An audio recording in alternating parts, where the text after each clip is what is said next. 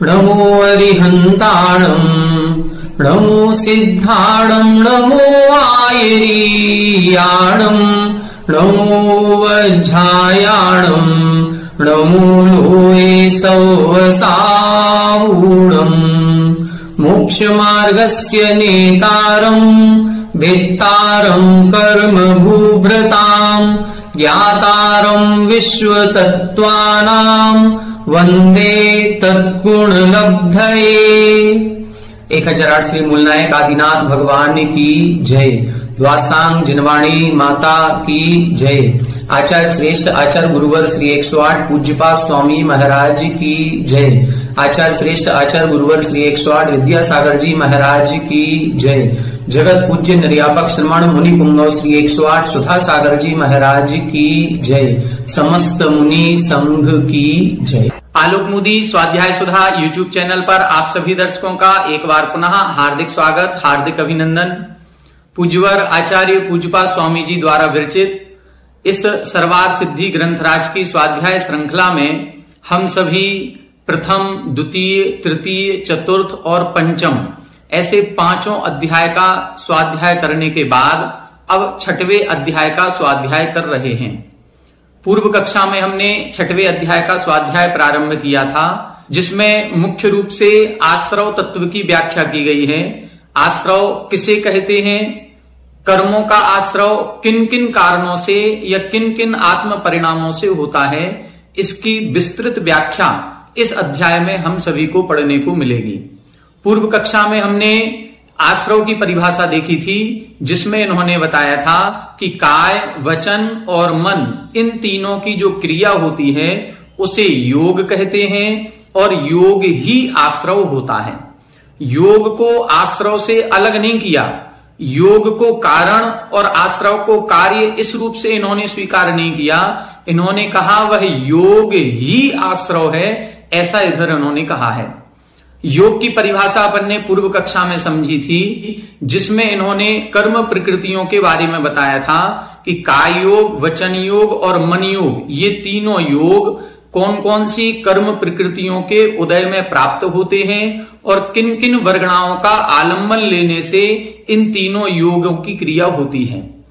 तब इधर इन्होंने बताया था कि वीर्यांतराय कर्म का क्षयोपशम, शरीर नाम कर्म का उदय और क्रमशः काय योग में 7 प्रकार की काय वर्गणाओं में से किसी एक वर्गणा का आलम्बन लेते हैं, वचन योग में भाषा वर्गणा का आलम्बन लेते हैं और मनोयोग में मनोवर्गणा का आलम्बन लिया जाता है। ये तीनों भी योग एक इंद्रिय जीव के केवल एक काय योग होता है। वचन योग 2 इंद्रिय से प्रारंभ होकर के आगे के सभी जीवों में पाया जाता है, लेकिन मनोयोग केवल सैनी पंचेंद्रिय जीवों के ही होता है। मतलब जो पंचेंद्रिय सैनी पंचेंद्रिय जीव हैं उनके काय योग भी है, वचन योग भी है, मनोयोग भी है।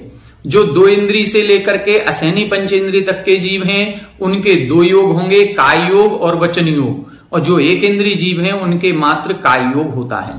ये तीनों प्रकार के योग के निमित्त से आत्मा के प्रदेशों में जो परिस्पंदन होता है, ये तीनों की क्रिया अपन को समझनी है। मनोयोग, वचन योग और काय योग। जब मन के निमित्त से आत्म प्रदेशों में परिस्पंदन होता है तो मनोयोग होता है। जब वचन के निमित्त से आत्म प्रदेशों में परिस्पंदन होता है तो वचन योग है, और जब काय के निमित्त से आत्म प्रदेशों में परिस्पंदन होता है उसे हम काय योग कहते हैं।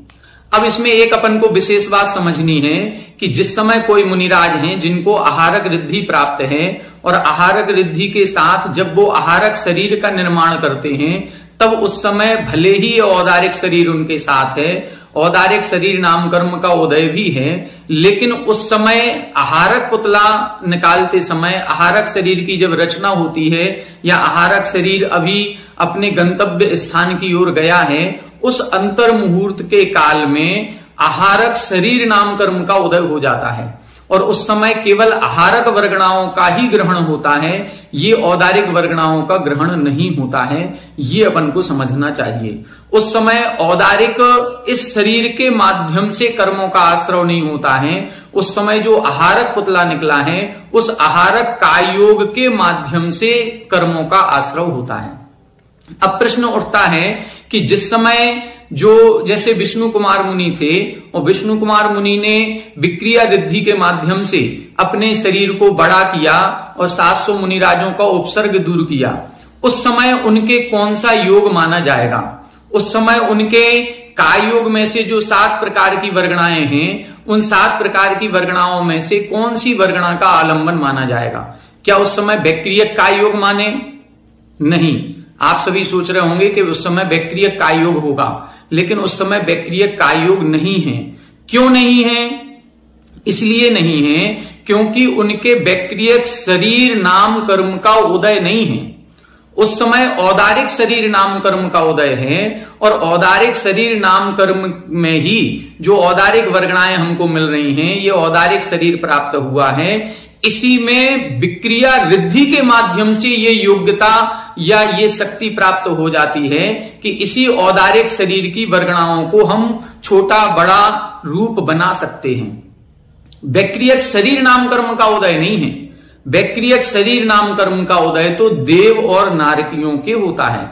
तो वैक्रियक काय योग केवल देव और नारकियों के होगा।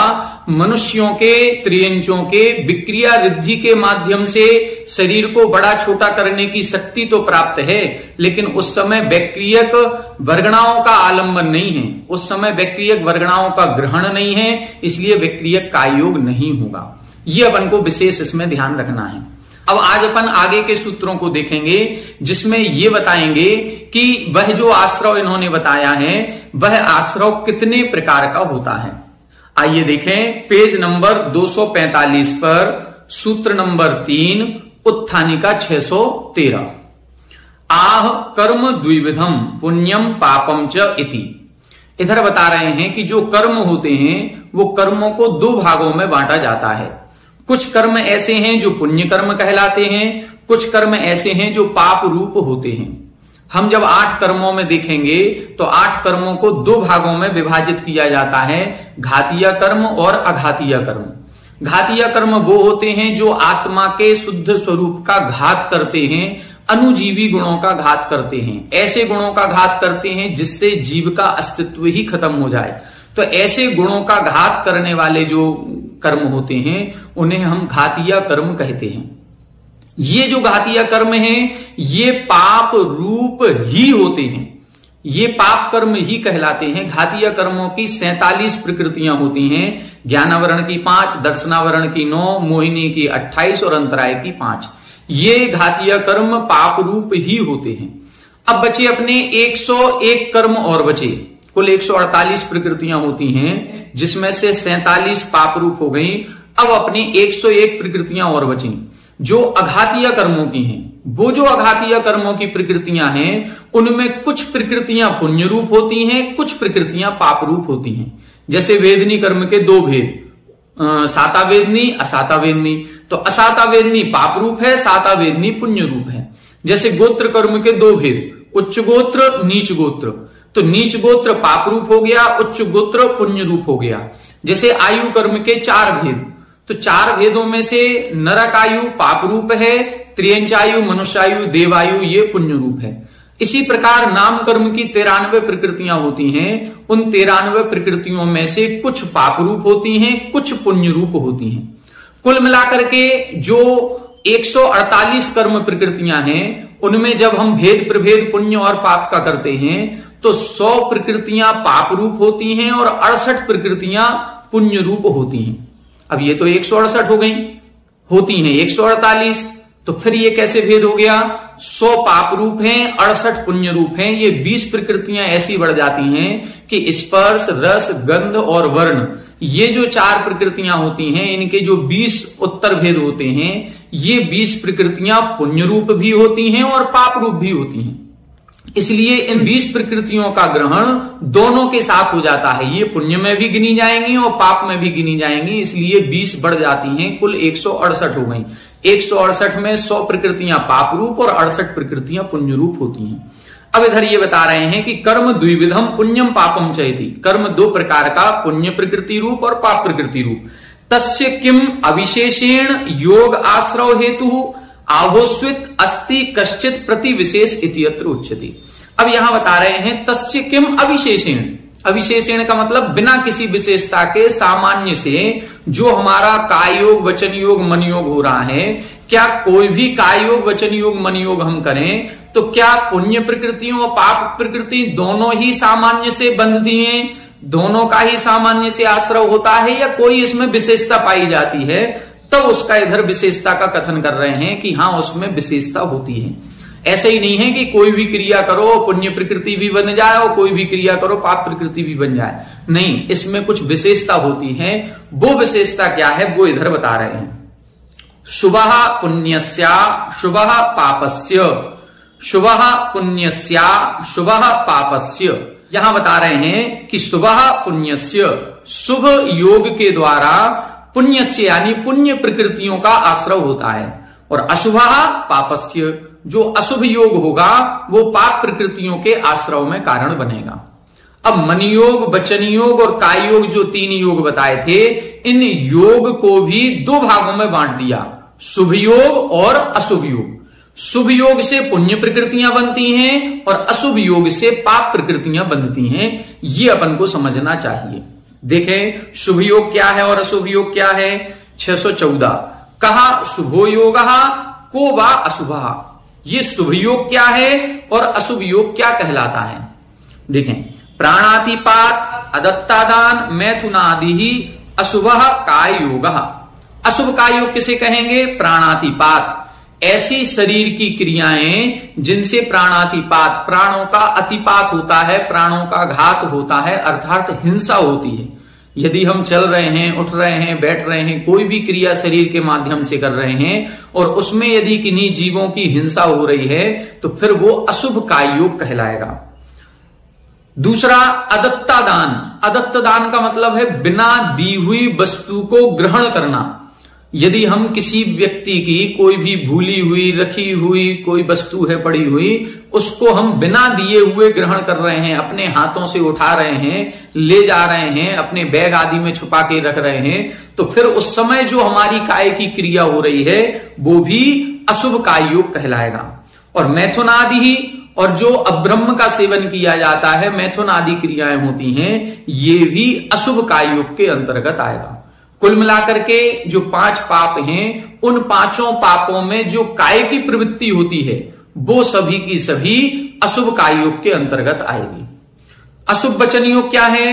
अनृत भाषण, परुष, असभ्य वचनादि अशुभो वाग योग। अनृत भाषण, अब वचन संबंधी बात करेंगे तो अनृत भाषण, झूठ बोलना। परुष असभ्य वचनादि, परुष यानी कठोर, और असभ्य जो अशोभनीय वचन है, ऐसे वचनों का बोलना, ये अशुभो वाग योग। इसको हम अशुभ वचन योग कहेंगे। या तो हम झूठ बोल रहे हैं या फिर हम बोल तो सत्य रहे हैं लेकिन ऐसा सत्य बोल रहे हैं जो दूसरों को हृदय में ठेस पहुंचाने वाला है, दूसरों की निंदा कर रहे हैं, दूसरों की बुराई कर रहे हैं। असभ्य, असभ्य का मतलब है गाली आदि, अपशब्द आदि शब्दों को बोलना, ये सब अशुभ वचन योग के अंतर्गत आएगा। तो अशुभ काय योग में हिंसात्मक, चोरी की या मैथुन आदि की जो क्रियाएं हो रही हैं काय संबंधी, वो सभी अशुभ काय योग है। झूठ बोलना या गाली आदि देना, अपशब्द बोलना या कठोर वचन बोलना, निंदा आदि करना, ये अशुभ वचन योग है। और वध, चिंतन, ईर्ष्या, असूयादि अशुभो मनोयोग। अशुभ मनोयोग क्या है? वध चिंतन, किसी के मारने का चिंतन करना। हम मार नहीं रहे हैं लेकिन मन ही मन में सोच रहे हैं ये कब व्यक्ति मरेगा, इसको हम कैसे मारें, कैसी प्लानिंग करें। मन में यदि उस किसी भी जीव के, किसी भी व्यक्ति के मारने का विचार चल रहा है तो वो अशुभ मनोयोग है। ईर्ष्या, असूयादि, ईर्ष्या परिणाम होना, अपने पड़ोसी से, अपने रिश्तेदारों से, अपने किसी भी शत्रु पक्ष से, कोई भी जीव है, कोई भी व्यक्ति है, उससे ईर्ष्या का भाव होना, जलन का भाव होना, यदि ये कोई परिणाम हमारे हो रहे हैं, राग द्वेष परिणाम, संक्लेशित परिणाम हो रहे हैं, तो वो अशुभ मनोयोग कहलाएगा। तो इस प्रकार से 3 योग इधर इन्होंने बता दिए, अशुभ काय योग, अशुभ वचन योग, अशुभ मनोयोग। अब इन 3 प्रकार के अशुभ योग होने से, 3 प्रकार की क्रियाएं होने से अशुभ पापस्य अर्थात पाप कर्म का आश्रय होता है। अब देखें ततो विपरीतः शुभः, और इन 3 योगों से विपरीत कर दें। ये जो 3 क्रियाएं बताई हैं, इन 3 क्रियाओं का उल्टा कर दें, वो शुभ क्रियाएं कहलाएंगी। शुभ मनोयोग, शुभ वचन योग, शुभ काय योग। जैसे इस प्रकार से चलना, इस प्रकार से क्रिया करना कि किसी जीव की हिंसा ना हो, अब ब्रह्म में प्रवृत्त नहीं होना, किसी की चोरी आदि नहीं करना। इस प्रकार की हम जब क्रियाएं करेंगे, प्राणियों को बचाते हुए क्रिया करेंगे। जैसे मुनिराज ईर्या समिति से चलते हैं, जैसे मुनिराज अपने आदान निक्षेपण समिति से कोई भी वस्तु को उठाते हैं और रखते हैं, परिमार्जन करके सारी क्रियाएं करते हैं, तो उनकी वह क्रिया शुभ काय योग के अंतर्गत आ जाएगी। शुभ वचन योग क्या कहलाएगा? हम झूठ बोलने का त्याग कर दें, हम किसी की निंदा नहीं करेंगे, बुराई नहीं करेंगे, अपशब्द आदि नहीं बोलेंगे, ऐसा सत्य भी नहीं बोलेंगे जो दूसरों के कष्टकारक है। तो उस समय ऐसे जो हित मित प्रिय वचन होते हैं, भाषा समिति का पालन करते हुए जो वचन योग बोला जाता है, उसे हम शुभ वचन योग के अंतर्गत रखेंगे। और शुभ मनोयोग क्या कहलाएगा? दूसरों के हित की बात सोचना, ईर्ष्या नहीं करना, दूसरों के वध आदि का चिंतन नहीं करना, दूसरों का कल्याण कैसे हो, इस प्रकार से जब मन में भाव आता है तब उसको हम बोलते हैं शुभ मनोयोग। तो ये विपरीत कर दें, इसका विपरीत कर देंगे तो शुभ हो जाएगा, और जैसा इन्होंने बताया है उस तरह की क्रियाएं करेंगे तो अशुभ कहलाएगा। कथम योगस्य शुभाशुभत्वम, ये अब पूछ रहे हैं कि योग का शुभपना और अशुभपना किस कारण से है। हम क्यों बोल रहे हैं कि ये शुभ क्रियाएं हैं, ये अशुभ क्रियाएं हैं? तब इधर बता रहे हैं शुभ परिणाम निवृत्तो योगः शुभः, जो शुभ परिणाम पूर्वक रचा जाता है उसे शुभ योग कहते हैं। क्या कह रहे हैं? आत्मा का जो परिणाम है, आत्मा का परिणाम यदि शुभ है, शुभ परिणामों से मन की क्रिया हो रही है, शुभ परिणामों से वचन की क्रिया हो रही है, शुभ परिणामों से काय की क्रिया हो रही है, या शुभ उद्देश्य से लेकर के, शुभ परिणाम का मतलब शुभ उद्देश्य से लेकर के कोई भी क्रिया करते हैं तो वह योग शुभ कहलाएगा। अशुभ उद्देश्य से लेकर के यदि हम कोई क्रिया कर रहे हैं तो वो अशुभ उपयोग कहलाएगा, अशुभ योग कहलाएगा। अशुभ परिणाम निवृत्तश्च अशुभः, अशुभ परिणामों से जो रचा जाता है उसे हम अशुभ योग कहते हैं। ना पुनः शुभाशुभ कर्म कारणत्वेन, शुभ कर्म का बंध कराता है इसलिए शुभ योग है? नहीं। अशुभ कर्म का बंध कराता है इसलिए अशुभ योग है? नहीं। शुभ अशुभ कर्म के बंध का कारण है, इसलिए योग को शुभ अशुभ नहीं कहा जा रहा है। देखें, समझें इस बात को बहुत अच्छे से। शुभ कर्म का बंध कराता है, जैसे उधर लिखा ना शुभः पुण्यस्य, शुभ योग से पुण्य कर्म का बंध होता है, अशुभ योग से पाप कर्म का बंध होता है। लेकिन हम शुभ योग और अशुभ योग की परिभाषा कर्म के कारण से नहीं लगाएंगे कि जो शुभ प्रकृतियों का बंध कराए वो शुभ योग, जो अशुभ प्रकृतियों का बंध कराए वो अशुभ योग, ऐसी परिभाषा नहीं लगानी है। परिभाषा क्या लगेगी? जो शुभ परिणामों से निवृत्त होता है वो शुभ योग, जो अशुभ परिणामों से निवृत्त होता है वो अशुभ योग। जैसे मान लो रावण है, रावण पूजन कर रहा है, लेकिन वह जो पूजन कर रहा है, जो विद्या की सिद्धि कर रहा है, वो किस लिए कर रहा है? कि मुझे ऐसी शक्ति की प्राप्ति हो जाए जिससे मैं राम का विनाश कर सकूं। तो उस समय शुभ क्रिया होते हुए भी वो अशुभ योग के अंतर्गत आएगा। और कई बार आपने महाराज श्री के प्रवचन सुने होंगे और उसमें वो कहते हैं कि जैसे हम स्नान आदि की क्रियाएं कर रहे हैं, तो स्नान करना शुभ क्रिया की अशुभ क्रिया? स्नान करना है तो अशुभ क्रिया, लेकिन उस समय यदि परिणाम हमारा ये है कि हम स्नान इसलिए कर रहे हैं क्योंकि मुझे अभिषेक करना है, यदि हमारा अभिषेक करने का उद्देश्य है और ये उद्देश्य लेकर के स्नान की क्रिया की जा रही है, तो वो हमारा स्नान करना भी अशुभ होते हुए भी शुभ योग हो जाएगा। कपड़े धोना शुभ है कि अशुभ? कपड़े धोना तो अशुभ क्रिया है क्योंकि आरंभ की क्रिया है, लेकिन फिर भी हम कपड़े धोने में अपने धोती दुपट्टे भी डालेंगे और धोती दुपट्टे डाल करके धोती दुपट्टे धोएंगे तो हम ये सोच करके कर रहे हैं क्योंकि मुझे अभिषेक करना है इसलिए ये कपड़े धोए जा रहे हैं, तो फिर उस समय हमारा शुभ योग हो जाएगा। तो ये नहाना धोना, स्नान आदि करना, भोजन आदि बनाना, अब भोजन आदि बनाने की क्रिया क्या है? भोजन आदि बनाने की क्रिया अशुभ है। यदि हम स्वयं के लिए भोजन बना रहे हैं तो अशुभ हो गया, लेकिन हम तो चौके के लिए भोजन बना रहे हैं, हम ऐसा शुद्ध भोजन बना रहे हैं कि जो मुनिराजों का आहार हम करा सकें, अतिथि संविभाग कर सकें, और फिर उसके बाद हम उस भोजन को करेंगे। यदि इस संकल्प के साथ भोजन आदि बनाया जा रहा है तो वही शुभ योग के अंतर्गत आ जाएगा। तो ये सारी की सारी क्रियाएं, हम परिणाम को देखें, हमारा उद्देश्य क्या है, किस उद्देश्य से हम तैयार हो रहे हैं, किस उद्देश्य से क्रिया की जा रही है। वो उद्देश्य हमारा यदि शुभ है तो वह क्रिया मन वचन काय की जो भी हो रही है वो शुभ कहलाएगी, और यदि उद्देश्य हमारा ठीक नहीं है तो फिर वही क्रिया अशुभ कहलाएगी। कर्म के कारण से नहीं है। क्यों? क्योंकि उत्तर दे रहे हैं, यदि एवं उच्यते शुभ योग एव नास्यात्। यदि हम ये कहें कि जो शुभ कर्म का बंध कराए सो शुभ योग, जो अशुभ कर्म का बंध कराए सो अशुभ योग, यदि हम ऐसी परिभाषा बनाएंगे तो शुभ योग कभी बनेगा ही नहीं। क्यों नहीं बनेगा? क्योंकि शुभ योगस्य अपि ज्ञानावरण आदि बंध हेतुत्व अभ्युपगमात्। क्योंकि शुभ योग के द्वारा भी ज्ञानावरण आदि कर्मों का बंध होता है। आप सभी ने ये बात सुनी होगी कि प्रति समय हम आयु कर्म को छोड़ करके शेष 7 सभी कर्मों का बंध कर रहे हैं। प्रति समय, जिस समय आयु कर्म का भी आश्रय हो रहा है उस समय 8 कर्मों का बंध कर रहे हैं। अब जब हम प्रति समय 7 कर्मों का बंध कर रहे हैं तो उन 7 कर्मों में क्या ज्ञानावरण कर्म नहीं है? दर्शनावरण कर्म, उसका भी बंध हो रहा है, मोहिनी का उसका भी हो रहा है, अंतराय का उसका भी हो रहा है, और ये तो चारों कर्म घातीय कर्म है। और हमने बताया कि घातीय कर्म पाप रूप ही होते हैं। जब ये पाप रूप ही होते हैं और इन पूरी 47 प्रकृतियों में से कोई ना कोई प्रकृति का बंध प्रति समय हमारे चल रहा है, तो फिर इन अशुभ कर्मों का बंध कराने वाला यदि अशुभ योग होगा तो फिर शुभ योग तो कभी बनेगा ही नहीं। क्योंकि हम पूजन करते समय भी ज्ञानावरण कर्म बन रहा है, स्वाध्याय करते समय भी ज्ञानावरण कर्म बन रहा है, अन्य सामायिक आदि करते समय, आहार दान आदि करते समय, कोई भी शुभ क्रियाएं हैं, उन शुभ क्रियाओं के समय भी यदि पाप कर्मों का बंध हो रहा है तो उसको फिर हम शुभ योग कहेंगे कि अशुभ योग कहेंगे।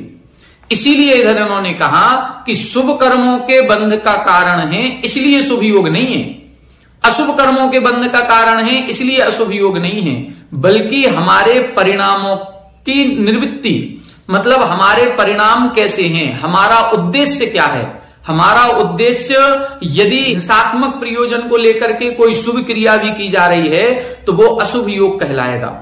यदि अहिंसा को लेकर के कोई अशुभ क्रिया भी की जा रही है तो वो शुभ योग के अंतर्गत आएगा। इसीलिए कहते हैं कि कई बार यदि किसी जीव की हिंसा हो रही है और हम सत्य भी बोल रहे हैं तो वो असत्य की कोटि में आ जाता है। क्यों? क्योंकि हमने सत्य बोल दिया और सत्य बोलते ही हिंसा हो गई। एक गाय जा रही थी और कोई जो उसको मारने वाला जो होता है और हाथ में फरसा लिए है और उसको मारने के लिए जा रहा है और वो पूछे कि क्यों इधर से गाय निकली है क्या? हमने सत्य बोल दिया, क्योंकि हम अशुभ योग तो करेंगे नहीं। हमने यदि सत्य बोल दिया और उस गाय की हिंसा हो गई तो फिर जाकर के हमें अशुभ का ही बंध होगा, क्योंकि हमारे परिणामों से उधर एक हिंसात्मक कार्य हो गया। तो हमारा उद्देश्य जो है उस उद्देश्य के अनुसार ये सारा पुण्य पाप कर्म का बंध होता है, वैसा ही योग माना जाता है। तो क्या लिखा इधर, यदि एवं उच्यते शुभ योग एव नास्यात्। यदि हम ऐसा कहेंगे कि शुभ कर्म का बंध कराता है इसलिए शुभ योग है, तो फिर ऐसा शुभ योग कभी बनेगा ही नहीं, क्योंकि ज्ञानावरण आदि 7 कर्मों का बंध प्रति समय होता है, और प्रति समय होने से जब अशुभ कर्म बन रहा है तो प्रत्येक समय अशुभ योग हो जाएगा, जबकि ऐसा नहीं होता। आगे बता रहे हैं पुण्य किसे कहते हैं, तो पुनाति आत्मानम पूयते अनेन इति वा पुण्यम। जिससे आत्मा पवित्र होती है या जो आत्मा को पवित्र करता है उसे हम पुण्य कहते हैं। देखो, आत्मा को जो पवित्र करता है वो पुण्य है। तत् सद्वेद्य आदि, वो कौन सी प्रकृतियां हैं? साता वेदनी आदि। साता वेदनी है, उच्च गोत्र है, मनुष्य आयु है, देव आयु है, ये सब क्या है? ये पुण्य प्रकृतियां कहलाती हैं। पाति रक्षति आत्मानम शुभात इति पापम। शुभात, शुभ से आत्मा की जो रक्षा करता है, रक्षा करने का मतलब दूर करता है, जो शुभ से आत्मा को दूर करता है उसे हम पाप कहते हैं। देखो, पाप की क्या परिभाषा बना रहे हैं, जो शुभ से दूर करता है, जो पुण्य क्रिया नहीं होने देता है उसे हम पाप कहते हैं। तत् असद्वेद्य आदि, वो असाता वेदनी आदि कर्म कहलाते हैं। तो इस प्रकार से इधर इन्होंने आश्रव के दो भेद कर दिए, शुभ आश्रव और अशुभ आश्रव। शुभ योग से शुभ आश्रव होता है, अशुभ योग से अशुभ आश्रव होता है। शुभ योग किसे कहते हैं? जो शुभ उद्देश्य से लेकर के क्रिया की जाती है वो शुभ योग है। जो अशुभ उद्देश्य से लेकर के अशुभ परिणामों से जो क्रिया की जाती है उसे हम अशुभ योग कहते हैं। आगे देखें 615। आह किम अयम आश्रवः सर्व संसारिणाम समान फलारंभ हेतु आहुस्वित कश्चित अस्ति प्रति विशेष इत्यत्र उच्यते। यहां बता रहे हैं किम अयम आश्रवः, ये जो कर्मों का आश्रव हो रहा है, सर्व संसारिणाम सभी संसारी जीवों के समान फलारंभ हेतु, सभी के समान फल को उत्पन्न करने वाला होता है, अथवा किसी में विशेषता पाई जाती है। तब उसकी विशेषता बताने के लिए अगला सूत्र लिख रहे हैं, स कषाया कषाययोः सांप्रायी केरिया पथयोः। स कषाया कषाययोः सांप्रायी केरिया पथयोः। यहां बता रहे हैं स कषाय अकषाययोः। यहां दो शब्द हैं, स कषाय और अकषाय। फिर लिख रहे हैं सांप्रायी केरिया पथयोः। यहां भी दो शब्द हैं, सांप्रायिक और ईरियापथ। अब इनको क्रम से संबंध करना है, सकसाय सांप्रायिक, अकसाय ईरियापथ। मतलब सकसाय कसाय सहित जीवों के जो आश्रव होता है वो सांप्रायिक आश्रव कहलाता है, और अकसाय यानी कसाय रहित जीवों के जो आश्रव होता है वो ईरियापथ आश्रव कहलाता है। अब यहां पर जो आश्रव के भेद किए जा रहे हैं ये जीवों की अपेक्षा करे जा रहे हैं। अभी अपन ने जो दो भेद किए थे वो परिणाम की अपेक्षा किए थे, शुभ परिणाम और अशुभ परिणाम। यहां पर जो भेद कर रहे हैं ये स्वामी की अपेक्षा से कर रहे हैं कि वो जो जीव है जो कर्मों का आश्रव कर रहा है वो दो प्रकार का है, एक कसाय सहित जीव और एक कसाय रहित जीव।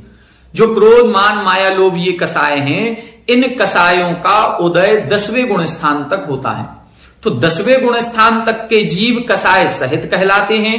10वें गुण स्थान के ऊपर 11, 12, 13, 14 ये जो 4 गुण स्थान हैं यहां कसाय का उदय नहीं होता, तो ये जीव अकसाय वाले कहलाते हैं। तो जो कसाय सहित जीव हैं उनके जो आश्रव होता है वो सांप्रायिक आश्रव कहलाता है। जो कसाय सहित जीवों के कर्मों का आश्रव होगा उस आश्रव को क्या कहेंगे? सांप्रायिक आश्रव। सांप्रायिक का मतलब संप्राय, संप्राय का मतलब होता है संसार। तो कसाय सहित जब आश्रव होगा तो वो संसार का कारण बन जाता है, इसलिए उसको सांप्रायिक आश्रव कहते हैं। ईरियापथ, ईरियापथ का मतलब होता है जो सीधी मोक्ष की प्राप्ति कराता है। ऐसे ईरियापथ आश्रव को जो कराता है वो अकसाय, मतलब 11, 12 और 13वें गुण स्थान में जो कर्मों का आश्रव होता है वो मोक्ष की ओर ले जाता है, इसलिए उसको ईरियापथ आश्रव कहते हैं। अथवा संप्राय जब कसाय सहित आश्रव होता है तो उसका स्थिति और अनुभाग होता है, क्योंकि आप सभी ने द्रव्य संग्रह पढ़ करके आए हैं, उसमें पढ़ा होगा जोगा पैडी पदेशा ठिधि अनुभागा कसाय दो हुंती। 4 प्रकार का बंध है, उसमें से प्रकृति बंध और प्रदेश बंध योग से होता है, स्थिति और अनुभाग बंध कसाय से होता है। तो स्थिति का मतलब काल मर्यादा, कोई कर्म आकर के बंधेगा तो कितने लंबे समय तक बंधेगा ये हमारी कसाय पर डिपेंड करेगा। यदि हम कसाय सहित हैं तो निश्चित उसमें कुछ ना कुछ स्थिति पड़ेगी, स्थिति पड़ेगी तो हम संसार में रुके रहेंगे। और ईरियापथ आश्रव में कसाय नहीं होने से उसमें स्थिति नहीं पड़ती है, और जब स्थिति नहीं पड़ेगी तो वो कर्म हमको संसार में नहीं रोकेगा।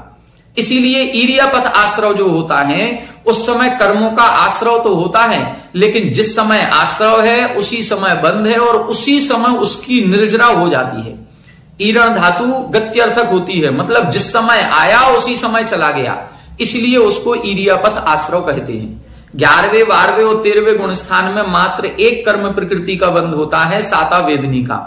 वह साता वेदनी भी आती है और तुरंत चली जाती है, एक समय भी नहीं रुकती। जिस समय आश्रव है उसी समय बंद हो रहा है और उसी समय उसकी निर्जरा हो जाती है। लेकिन कसाय सहित जीवों का जब आश्रव होता है तो वो एक समयवर्ती नहीं होता है, उसकी कुछ ना कुछ स्थिति बंधती है, इसलिए उसको संसार या सांप्रायिक आश्रव कहते हैं। टीका देखें, स्वामी भेदात आश्रव भेदः। अब यहां पर स्वामी के भेद से आश्रव में भेद कर रहे हैं। स्वामिनौ द्वौ सकसाय अकसायश्च इति। स्वामी दो प्रकार के हैं, कसायवान और अकसायवान यानी कसाय रहित। कसायः क्रोधादि, कसाय किसे कहते हैं? क्रोध, मान, माया, लोभ को कसाय कहते हैं। कसाय एवं कसायः, कसाय के समान होने से इसको कसाय कहते हैं। कहा उपमार था, ये कैसे कह रहे हैं कि कसाय के समान होने से कसाय कहते हैं? ये उपमा कैसी दी आपने? तब बता रहे हैं, यथा कसायो नई क्रोधादि श्लेष हेतु तथा क्रोधादि अपि आत्मनः कर्म श्लेष हेतुत्वात् कसाय एवं कसाय इति उच्यते। यहां बता रहे हैं, एक वृक्ष होता है न्यग्रोध का वृक्ष, जिस न्यग्रोध के वृक्ष से एक चिपचिपा पदार्थ निकलता है जिसको हम गोंद कहते हैं, जो चिपकाने का काम करता है। वो जो चिपचिपा पदार्थ है, उस पदार्थ को बोलते हैं कसाय। हम लोग गोंद बोलते हैं, शास्त्रों की भाषा में या संस्कृत की भाषा में देखेंगे तो उसको कसाय कहा जाता है। और वो जो गोंद है या कसाय है, वो चिपकाने का काम करती है।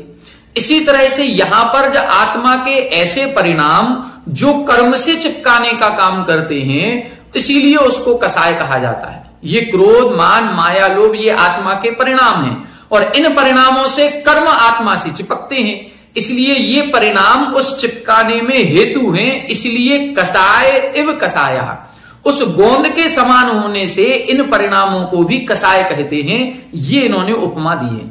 ये कसाय क्यों कहा जा रहा है ये समझ लो। कसाय बोलते हैं गोंद को, गोंद चिपकाने का काम करती है, और ये क्रोध, मान, माया, लोभ आत्मा के परिणाम भी चिपकाने का काम करते हैं, इसलिए इनको कसाय कहते हैं। सह कसायेन वर्तते इति सकसायः, जो कसाय सहित प्रवर्तन करता है उसे सकसाय कहते हैं। और न विद्यते कसायो यस्य इति अकसायः, जिसके कसाय नहीं होती है उसे अकसाय कहते हैं। सकसायश्च अकसायश्च सकसाय कसाययोः तयोः सकसाया कसाययोः, ये समास यहां पर कर दिया सकसाय का और अकसाय का। संप्रायः संसारा, संप्राय किसे कहते हैं? संसार को कहते हैं। तत्प्रयोजनम कर्म सांप्रायिकम, और उसका जो प्रयोजन है, मतलब संसार ही जिसका प्रयोजन है, उसे हम सांप्रायिक कहते हैं। ईर्णम ईरिया योगो गति इत्यर्था। ईर्णम ईरिया, ये ईरिया शब्द की व्युत्पत्ति है, जिसका अर्थ क्या है? गति, चलते रहना, रुकना नहीं है। हमने बताया कर्म की स्थिति पड़ेगी तो रुकेगा, और स्थिति नहीं पड़ेगी तो गमन कर जाएगा। तद्वारकम कर्म ईरियापथम, और गति करते हुए कर्म का जो बंद होता है उसे ईरियापथ कहते हैं।